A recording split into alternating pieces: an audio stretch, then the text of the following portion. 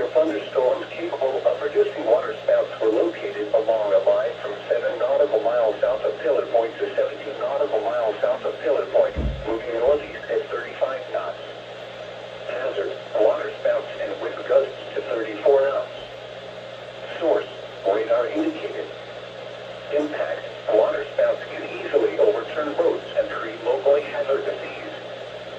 Small craft could be damaged and briefly higher winds and suddenly higher waves. Locations impacted include mainly open waters of coastal waters from Point Reyes to Pigeon Point, California out to 10 nautical miles. Move to safe harbor until hazardous weather passes.